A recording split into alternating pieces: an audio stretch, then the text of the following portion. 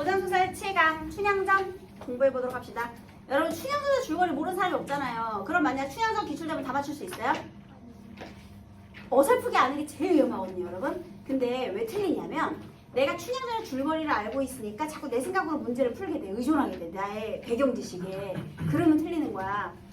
당연히 전체적인 줄거리를 묻는 문제는 안 나와요, 여러분. 그러면 춘향전에서 말하기 방식 또는 배경에 어떤 만약에 공간이 이동하는 막 배경이 있다면 그 배경의 구체적인 의미를 물어보든가 아니면 서술상의 특징, 말하기 방식 이런 걸 물어보는 거야. 그러니까 전체적인 줄거리와 관련이 없는 걸 물어볼 확률이 커요. 유명한 작품일수록요. 그러면 문제를 읽을 때 본문을 한번 꼭 확인을 해야 되는 거야, 얘들아.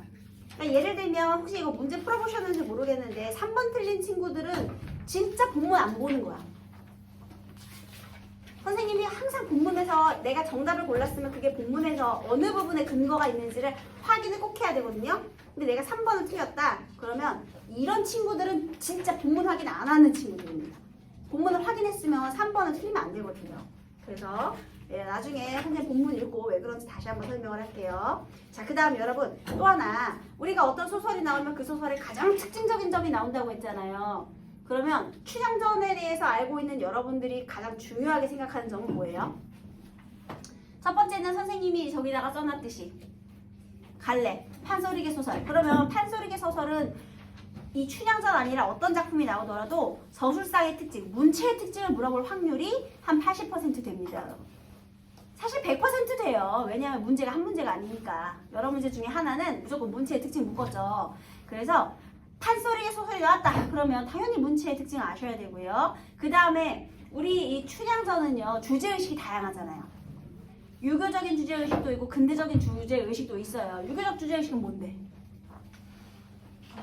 춘향이의 정절. 그리고 또 하나 암행어사 출두와 관련된 건 뭐예요? 탐관오리의 징벌이 되겠죠. 그죠? 인광보에 따른 탐관오리에 대한 징벌. 그 다음에 평민들의 입장에서는 춘향이가 나중에 뭐가 돼? 정렬 부인이니까 신분 상승에 대한 열망 이런 거 있을 수 있잖아요, 여러분. 그리고 또 춘향전은요, 이 이본이 너무나 유행하던 소설이기 때문에 이본이 뭐 100 몇십 개가 있대요. 그러니까 되게 다양하거든요. 그래서 혹시 여러분 춘향전에 경판본, 완판본, 안판본 이런 거 많이 들어봤을 거예요. 그래서 경판본과 완판본을 비교할 수도 있습니다, 여러분.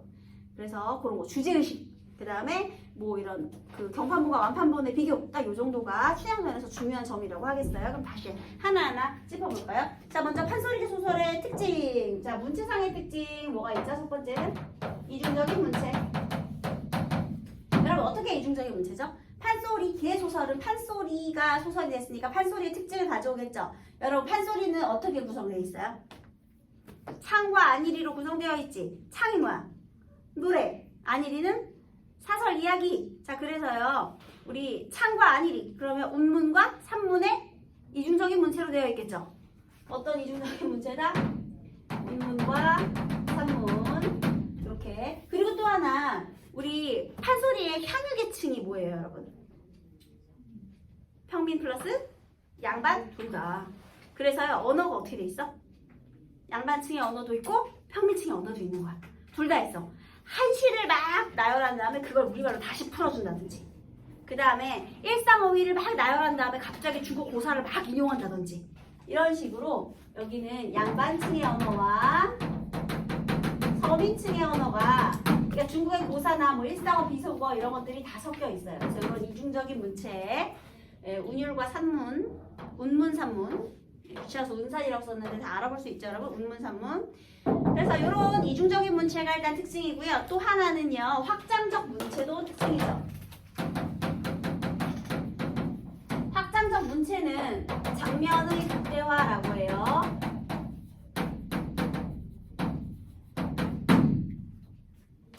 해학과 풍자를 기본으로 하는 판소리개 소설에서는요, 웃음 코드가 분명 있어야 돼요. 왜냐하면 있잖아, 얘는 공연이 목적인 원래 작품이었잖아, 판소리 자체가요. 근데 공연하려면 얘들아 너네 그 공연 시간 내내 계속 긴장하면서 볼 수 있니?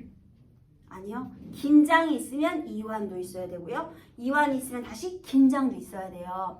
그래서 긴장과 이완이 계속 반복이 돼야 독자들을 몰입시킬 수 있단 말이에요. 그래서 여러분 확장적인 문체는요 웃음을 주기 위해서 작가가 의도적으로 길게 늘린 거예요.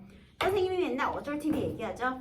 중요하지 않아요. 그런데 어쩔 TV 얘기하죠. 저쩔 TV, 어쩔 세탁기, 저쩔 냉장고 쭉 이어집니다. 너네가 재미없다 그러면 어쩔 수 없는데 그거 늘리는 이유는 재미를 주기 위해서예요. 그래서요 사건 전개상 꼭 필요한 부분은 아니지만 의도적으로 재미를 유발하기 위해 길게 늘린 부분, 그거를 이제 장면을 그때 확장성 문체라고 하는 거예요. 특히 춘향전에서는요 우리 암행어사 출두요 한 다음에 막 그 양반들 달아나는 장면 있죠. 그 장면이 이제 달아나는 장면에서 걔네들의 허둥지둥거리는 모습이 장면을 극대화로 쫙 이렇게 많이 늘려져 있어요. 뭐 예를 들면은 뭐 갓 잃고 밥상 뒤집어 쓰고, 그 다음에 인덱 그 상자 잃어버리고, 그 다음에 강정 들고 도망가고, 막 칼집 잡고 오줌 싸고 막 이런 것들 막 나오거든요. 그래서 그런 장면을 극대화로 되어 있더라, 이런 거. 그리고 또 하나는요, 판소리계 소설의 특징에서는요, 자 우리도 판소리가 1인극이잖아요. 창자가 나와가지고 관객을 대상으로 해서 막 설명을 해줘요. 1인 다역이에요. 근데 소설의 줄거리를 줄줄줄줄 읽기만 해. 그럼 관객들이 재미가 없죠. 그러면 뭘 해야 되느냐? 이거 선생님들도 똑같아요. 어떻게 보면 선생님도 지금 여기서 1인극 하고 있는 거잖아. 내가 여러 명의 학생들을 대상으로 해서 1인극을 하는 거잖아요. 그럼 내가 여기서 자서를 줄줄줄 읽어. 그러면 재미가 하나도 없겠지. 그러면 어떻게 해야 돼? 나의 해석을 너네한테 들려줘야 되는 거잖아. 똑같아. 판소리의 창자도 자신의 해석을 관객에게 들려줘야 돼요. 해석을 들려준다? 그게 바로 뭐가 돼요? 편집자죠? 논평. 그래서요, 때로는 작중 인물에 대해서 우리 관객과 함께 힘을 합쳐서 그 나쁜 인물을 막 같이 욕하기도 하고요. 그 다음에 그 인물의 정서에 대해서 평가를 내려주기도 하고요. 그죠? 그래서 해석을 해주기도 하고, 평가를 내려주기도 하고, 같이 욕하기도 하고, 정보를 주기도 하고. 그래서 이렇게 편집자도 논평이 두드러진다라는 것이 판소리계 소설의 특징이에요. 선생님, 그럼 판소리계 소설 아니면 편집자도 논평이 없어요? 아니, 있지. 있는데 판소리계 소설에서는 특히 더 두드러진다고요. 그래서 여러분, 이 관객과 함께 작중 인물에 대한 평가하는 방식이 어디까지 이어지느냐? 여러분, 채만식이 맨날 이 판소리계 소설의 문체를 사용하죠. 그래서 판소리계 소설의 그러니까 판소리계 소설의 그 창자라고 하잖아요. 창자. 그 채만식의 소설에 등장하는 서술자는요, 판소리의 창자 같은 역할을 한다. 그게 되게 자주 등장하거든요. 그 판소리의 창자 같은 역할을 한다가 이거예요, 이거. 인물이랑 같이 호응하는 거죠. 관객이랑 같이 인물에 대한 평가를 내리고 막 뒷담화도 치고 막 이러는 거. 그래서 어찌 저런 꼬라지를 참 경망스럽다고 하지 않겠소, 막 이런 것들. 그래서 요게 두드러지는 게 이제 채만식 소설의 특징이에요. 그 다음에 판소리계 소설은 당연히 왜 우리 평민들의 의식과 그 다음에 양반층의 의식이 둘 다 혼재되어 있거든요. 그러면 얘들아, 양반층이 중시하는 이념은 유교적인 이념이죠. 그 다음에 평민들이 중요하게 생각하는 건 약간 저항 정신이지. 그지? 그러면 꼰대 같은 유교적인 것도 있고요. 그 다음에 되게 근대적인 저항성도 있어. 두 개가 다 있어. 예를 들면 자, 여기 춘향전의 주제의식 한번 생각해 볼래요? 춘향전의 주제의식. 자, 이건 갈등과 주제인데요. 자, 일단 어떤 갈등이냐? 춘향이랑 이몽룡이 갈등하니 얘들아? 둘의 사랑에 문제 있어? 없어. 그럼 걔네는 왜 뭐가 문제야? 걔네 둘 사이는 시옷 비읍 신분이 문제야. 그러면 춘향과 무엇과의 갈등? 사회와의 갈등이야. 춘향과 사회와의 갈등. 자, 이걸 통해서 어떤 주제의식이 드러나느냐? 평민층의 신분 상승에 대한 염원이 드러나는 거죠. 그 다음에요, 우리 수청을 들겠느냐? 어찌 이 부종사오리까? 그래서 춘향이와 변사또 사이의 갈등. 이걸 통해서 뭐가 강조되느냐? 춘향이의 절개가 강조이 되는 거죠. 이거 유교적인 그 열의 그런 정서죠. 그리고 또 하나, 이몽룡과 암행어사와 변사또의 갈등. 자, 이걸 통해서는 또 뭐가 강조되게 해요? 얘가 봉고파지 땅이거든요. 어떻게 됐어? 탐관오리 수청. 탐관오리에 대한 징벌. 사이다 장면이겠죠? 우리 평민들이 생각했을 때는 아이고 속 시원하다 하겠죠. 그래서 이런 주제의식이 관련이 있어요. 그럼 봐봐.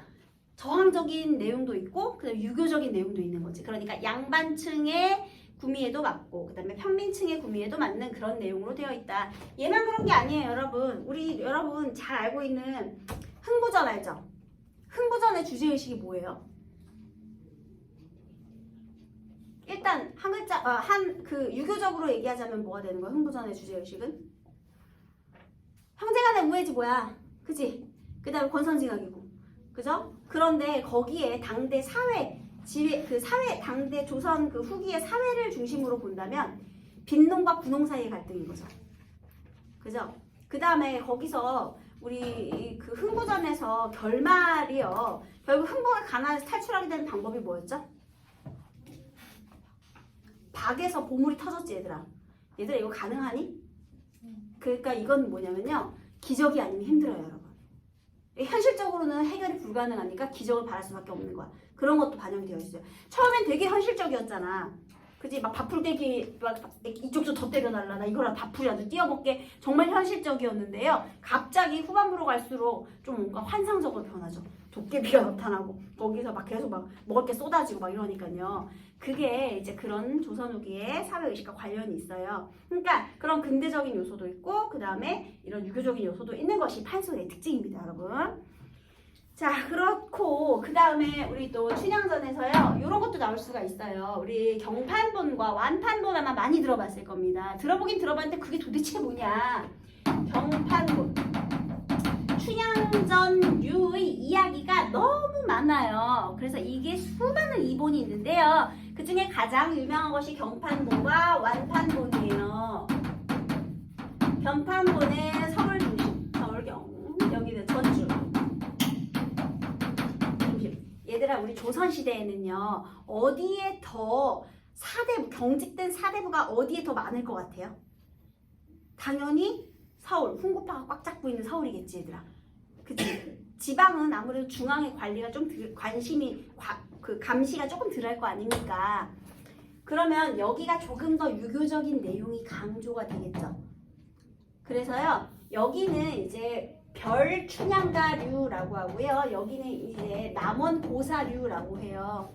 남원고사라는 것은 그냥 남원에서 전해지는 얘기인데 여기는 탐관오리의 속청 뭐 이런 거, 그 다음에 이몽룡의 활약 이런 게 조금 더 강조가 되어 있고요. 자, 그 다음에 여기에서는요. 여기에서는 제일 중요한 게 춘향이의 신분이에요. 여기서 춘향이가 기녀고요. 약간은 이중적인 모습을 보여요. 그러니까 조금 더 비천해. 왜냐면 그래야 이몽룡이 더 강조가 되니까. 여기 기녀야, 신분이. 그런데 완판본에서는요. 춘향이 엄마는 기녀지만 춘향은 기녀가 아니에요. 오히려요. 그 남원에 있는 성참판의 서녀예요.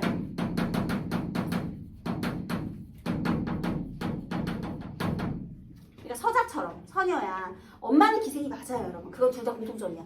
근데 엄마가 기생이고 얘도 기녀고. 근데 얘는 엄마는 기녀지만 얘는 기녀가 아니에요. 그래서 이게 아주 큰 차이가 있습니다. 그러면 얘가 기녀가 아니었기 때문에 여기는 기녀면 관녀잖아, 얘들아. 관비잖아, 관비. 관비는 외출이 자유롭지 못하잖아요. 그치? 근데 얘는 기녀 아니야. 그러니까 자유연애가 조금 더 이쪽에 비중이 있겠죠. 그래서 여기는 약속을 먼저 하고 혼인 약속까지 다 하고 서울로 떠나게 돼요. 네. 자, 그 다음에요. 이제 여기에서는 이 춘향이가 조금 더 이중적이라고 했잖아요. 근데 우리 완판본에서는 조금 정숙한 이미지.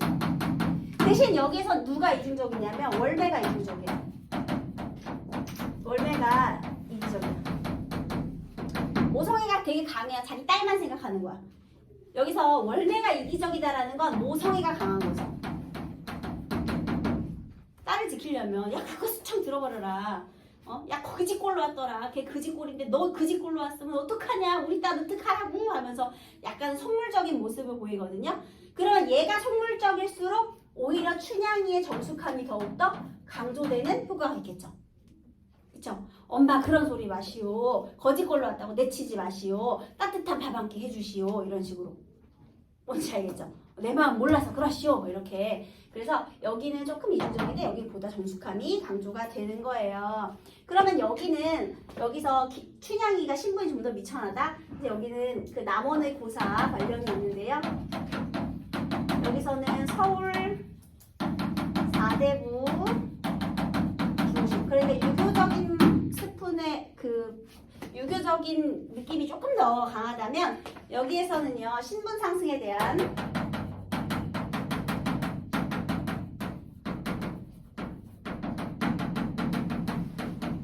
평민의 염원이 조금 더 강조되어 있다 이렇게 볼 수 있겠습니다. 여러분 이거를 하나하나 다 외우려고 하지 마시고 그냥 경판본이 서울 중심, 완판본은 전주 중심. 그럼 벌써 서울이 보다 경직된 사회예요, 여러분. 예? 그 중앙 관리들이 다 서울에 있으니까 얘들아.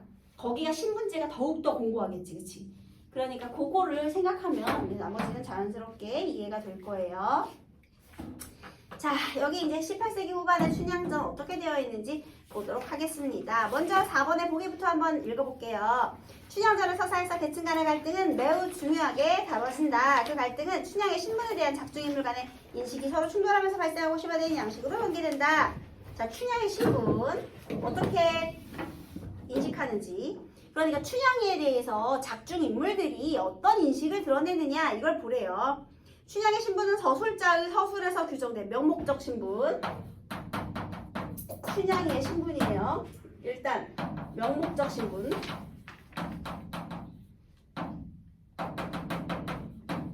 얘는 서술자의 서술.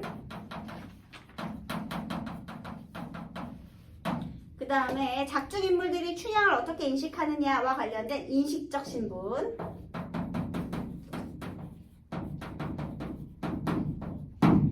그 다음에 현실적인 신분, 이거는 작중인물의 인식.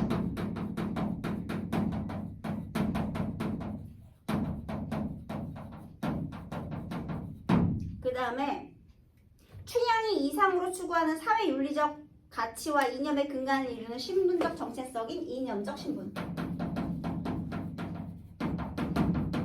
이거는 춘향의 인식, 춘향의 가치관.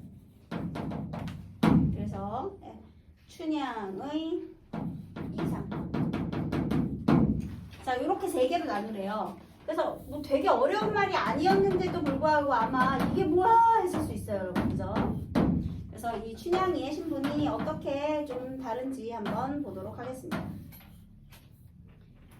자, 그럼 한번 볼까요? 사또가 수노를 불러 묻는 말이 수, 우두머리 수, 노, 노비노 해서 우두머리 노비예요.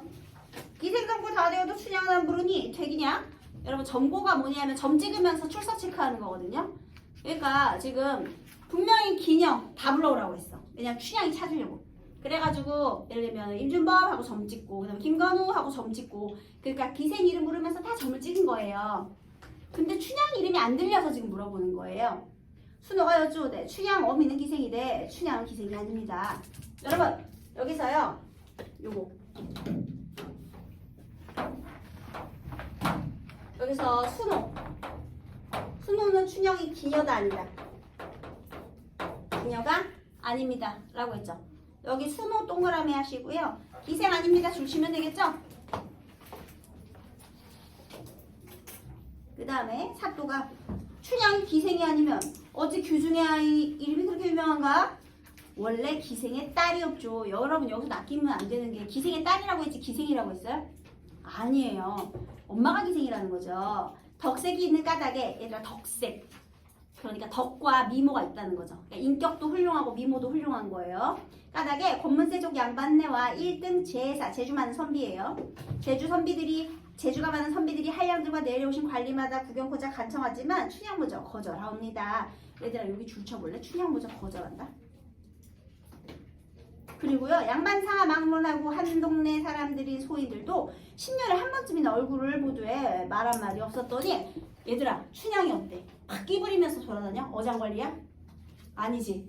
정숙해. 거기 정숙한 편 적으세요. 춘향이 정숙한 편. 아까 그리고 덕색도 훌륭하다 그랬잖아. 덕색의 덕은 인격이잖아요, 여러분. 그러니까 얘가 막 끼부리면서 날라리처럼 돌아다니는 일진이 아니고요. 지금 굉장히 정숙한 그런 성격을 드러내는 겁니다. 하늘이 정한 연분인지 구간 사또 자제, 구간 예전의 사또 자제 이도련님과 100년가 약을 맺었고 벌써 이제 전임 사또 아들과 혼인 약속을 했다. 도련이 가실 때 장가든 후에 데려가마 당부하고 춘향이도 그렇게 알고 수절하여 있습니다. 이렇게 했습니다. 장가든 후에 데려가마 뭔가 이상하지 여러분? 장가든 후에 데려가면 안 이상해? 얘들아 어쨌든 신분상의 차이 때문에 쟤를 처음부터 정실부인으로 데려갈 수 있어 없어? 없어. 근데 지방 가서 첩을 먼저 데려왔다 그러면 명문가의 귀족과의 여자들이 얘한테 첫 번째 부인으로 시집 오겠니? 그러니까 일단 서울 가서 내가 장가 들고 너를 첩으로 앉히겠다 이런 뜻입니다 여러분. 이해되셨어요? 아 이거 안 이상했어? 장가든 뒤에 데려가마?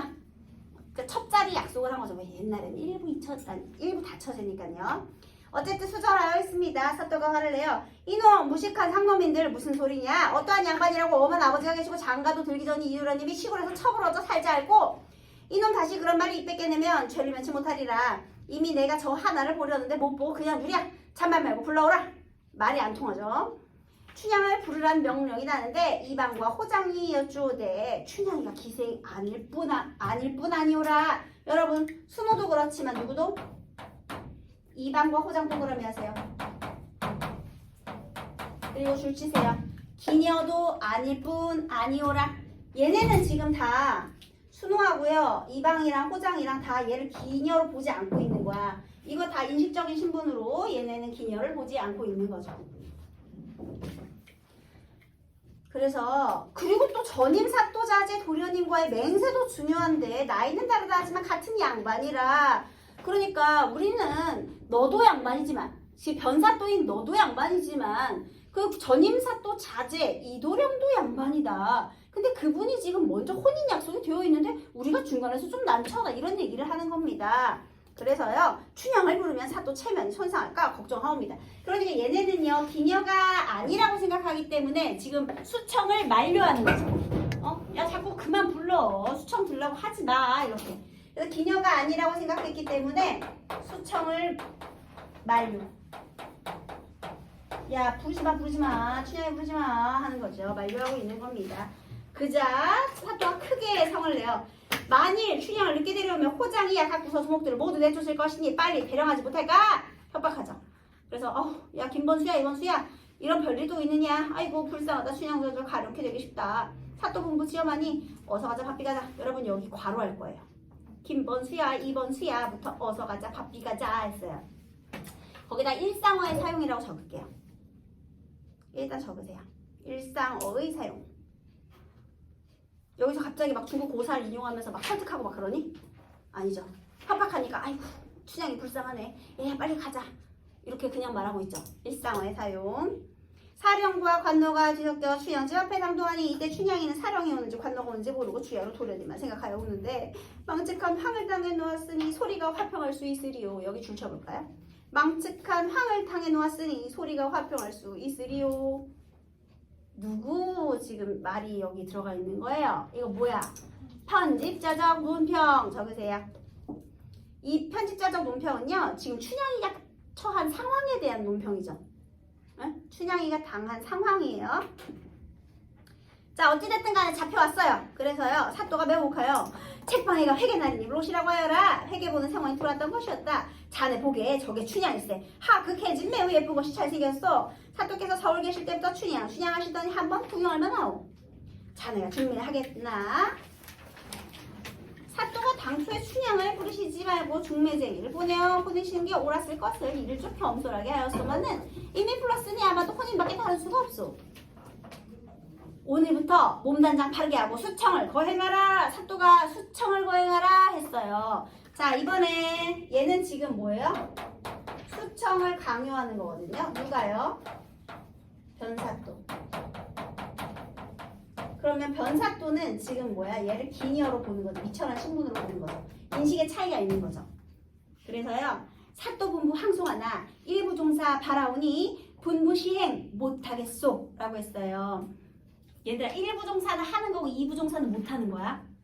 이거 말 조심해야 돼 얘들아. 아무 생각 없이 그냥 막 하면 안 돼. 어찌 2부종사 하오리까 하면요. 어떻게 두 지아비를 섬길 수 있겠습니까? 하는 거고요. 1부종사는 내가 해야 되는 겁니다. 그래서 가끔 1부종사인지 2부종사인지 말 똑바로 잘 보셔야 돼요. 헷갈리지 마시고. 이게 뭐 수능에서는 그런 거 안 할 것 같은데 내신에 혹시 나오면 그거 조금 뭐 그런 것들도 눈여겨봐야 되겠죠? 그러니까 1부종사라는 게 뭐야? 한 지아비만 섬기는 거예요. 하나의 남편만 섬기는 거. 그래서 거절하는 거죠. 사또가 웃으며 말한다. 아름답도다 계집이로다 네가 진정 열려로다 네 정절 굳은 마음 어찌 그리 어여쁘냐 당연한 말이로다. 여러분 줄 쳐보세요. 누가 봐도 여기 A가 쭉 있잖아요. 그런데 인물들의 대화가 이어져 있죠. 그러면 인물의 말하기 방식 묻는 문제겠지 무조건. 그죠? 그러면 눈여겨봐야 돼요. 얘들아 이거 진심이야? 사또가 웃으면서 말하는 거? 아유 그래 너 열려야 마음이 어찌 그리 이쁘냐 당연해. 이거 사또 진심일까요? 아니죠. 진심 X 회유 이렇게 적으세요. 회유를 위해서 칭찬하는 거예요. 회유를 위한 칭찬. 그래 네 말이 다 맞아. 일단 해주고요. 그러나 이 수제는 총각. 그래서 이 수제는 이몽룡이죠. 서울 4대부의 자제로서 명목 귀족의 사위가 되었으니 한순간 사랑으로 잠깐 기생질하던 너를 조금이라도 생각하겠느냐? 얘들아 이몽룡이 얘를 잊었는지 안 잊었는지 변사또가 어떻게 알아? 모르지? 그치? 너는 그런데 여기서 지금 얘를 회유하기 위해서 어떤 방식을 쓰는 거냐면요. 얘 상대는 가장 부정적인 결과를 언급해 주는 거예요. 부정적으로 말해주는 거지. 야 걔가 기생질하다 너를 조금이라도 생각이나 할 것 같아? 이렇게. 그 다음에 부정적인 결과를 가정해서요. 너는 원래 정절이 있어 정절을 지키다가 고운 얼굴 늙어 잠깐 미안해요. 고운 얼굴 늙어가고 백발이 난무하여 강물 같은 무정한 세월을 한탄할 때 불쌍고 가련한 게 너 아니면 누구랴. 그런 동안 너는 늙어갈 거다. 아무리 수절한들 너가 수절을 해봤자 열려 칭찬을 누가 하겠느냐. 얘들아 열려라고 너가 지금 수절을 해도 너 열려라고 칭찬 안 해 라는 말 속에는요. 뭐가 밑바탕이 되어 있느냐. 기녀라는 거죠. 너같이 미천한 기녀가 수절해봤자 누가 칭찬이나 하냐? 이런 의미가 지금 내포되어 있는 겁니다. 그쵸? 얘는 지금 기녀라고 보는 거예요. 그러니까 미천하게 보는 거죠. 신분을. 그것은 다 버려두고 네 고을 사또에게 매임이 오르냐 어린 놈에게 매임이 오르냐. 너의 고을 사또가 본인이죠. 본인 변사또. 네가 말을 좀 하여라. 신양이 충신 불사이군 열려 불경 이부라. 얘들아 이것은 한문이네. 그쵸? 한자어가 나오고 있어요. 한자어의 사용. 그래서 아까 전에 우리 이런 거 이중적인 문제 일상어도 쓰고 한자어도 쓰고 절개를 본받고자 하옵는데 계속 이렇게 분부하시니 사는 것이 죽는 것만 못하옵고 열려불경 이보이오니 처분대로 하옵소서. 지금 여기서요 춘향이하고 변사또가 여기서 이걸 계속 지금 그 줄된 부분이 둘의 사이의 갈등이잖아요. 근데 춘향이는요 충신과 열려가 똑같다고 생각하는 거예요.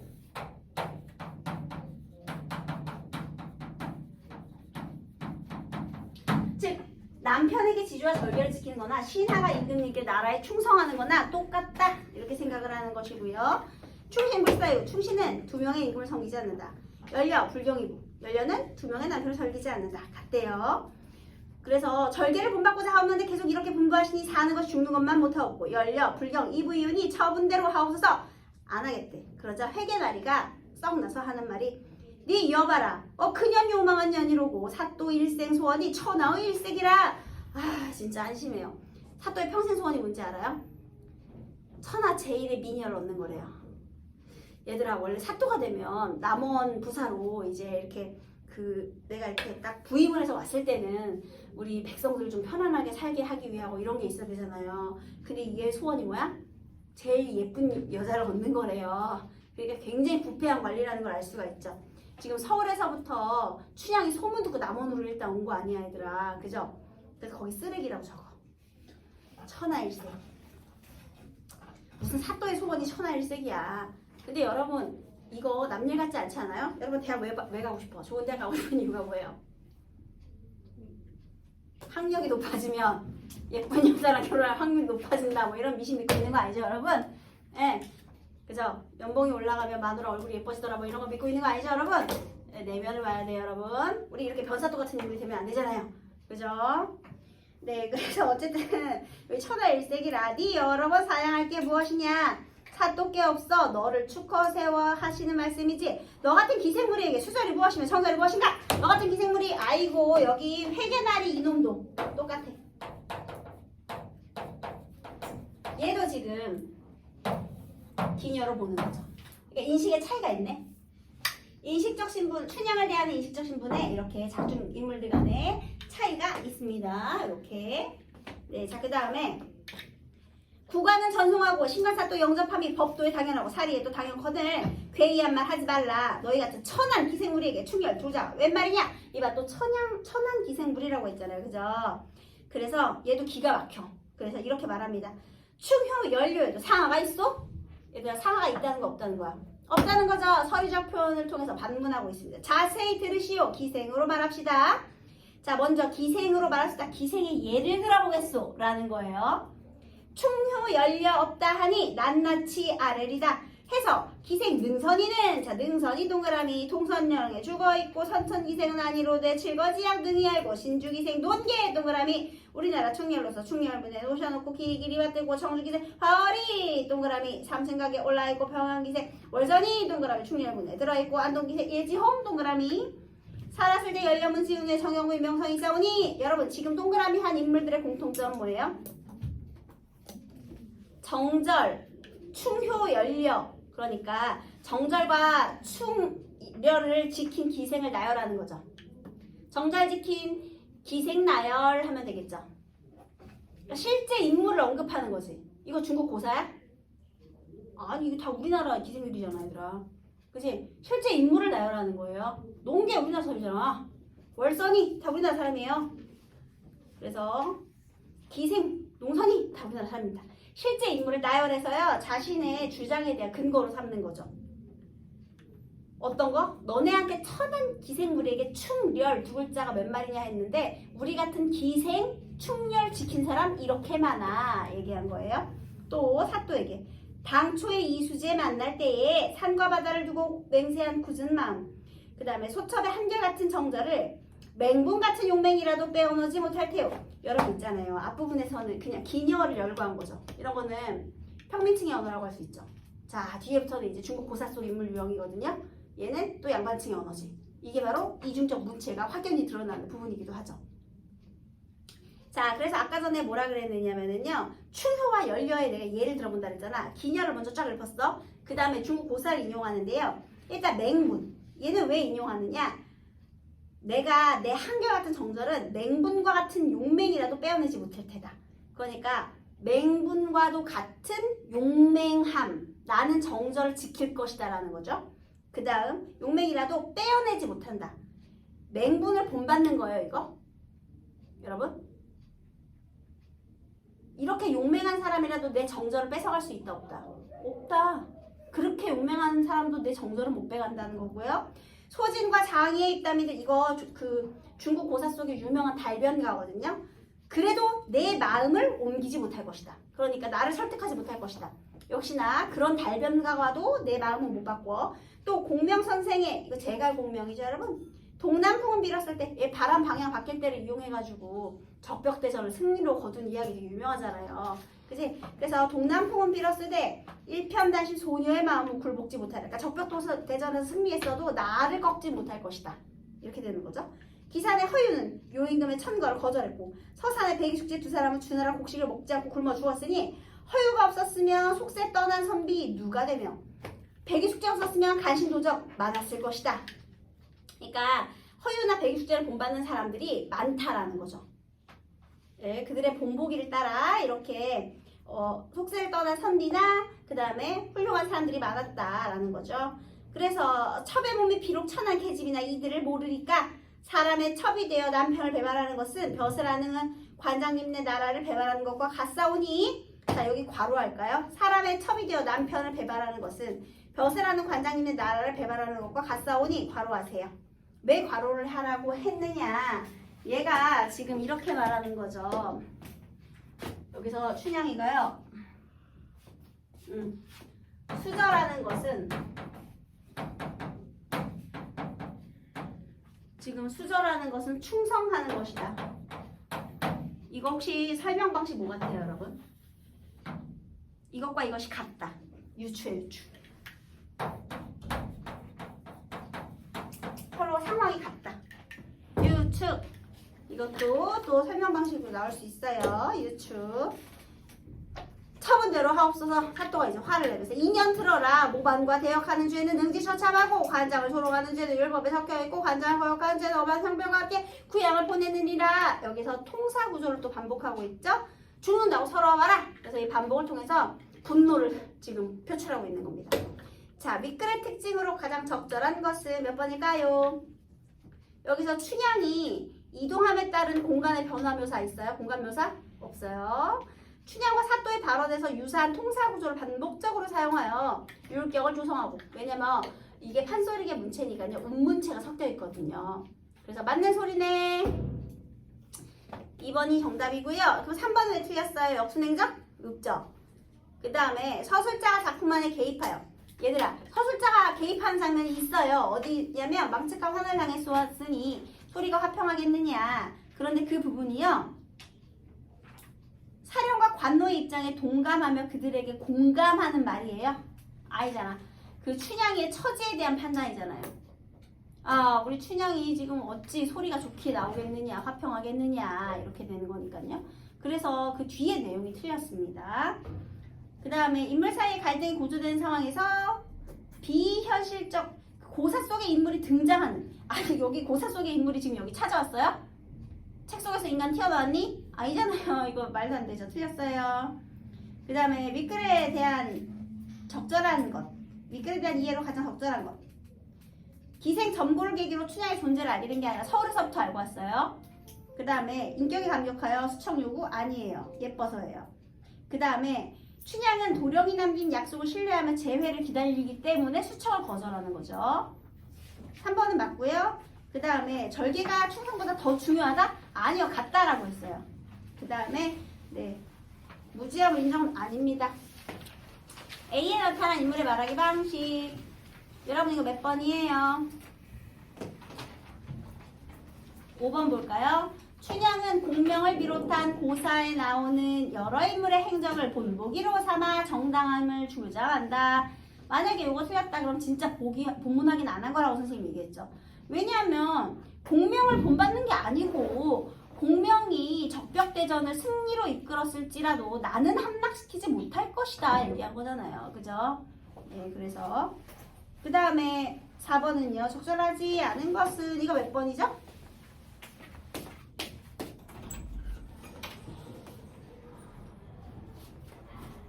누가 똑똑하지 않았었나? 네, 이거 틀린 건 몇 번이에요? 여러분 5번 보세요. 나머지 다 맞아. 얘들아 이거 다 읽어봐. 춘향이 스스로가 이상으로 추구하는 이념적 신분에 따라 수청을 거부하자. 이거 괜찮거든요. 사또는 본인이 인식하는 인식적 신분에 따라서는 수청을 강요할 수 없음을 깨닫고 틀렸죠. 강요해야지. 왜냐면 기녀로 보니까. 그것 때문에 틀린 거야. 그럼 나머지는 다 맞네. 순호가 인식하는 인식적인 신분은 기녀가 아니라 기녀의 딸이다. 그 다음에 이방과 호장이 인식하는 춘향의 인식적인 신분은 기생이 아니다. 그래서 맹세를 중하게 여기는 인념적 신분에 동조한다. 괜찮고요. 해계다리가 인식하는 춘향의 인식적 신분은 천한 기생이며 정절을 지키려고 애쓰는 이념의 신분과 충돌하며 갈등이 심화되었다.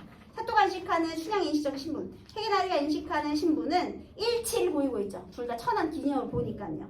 그래서 이렇게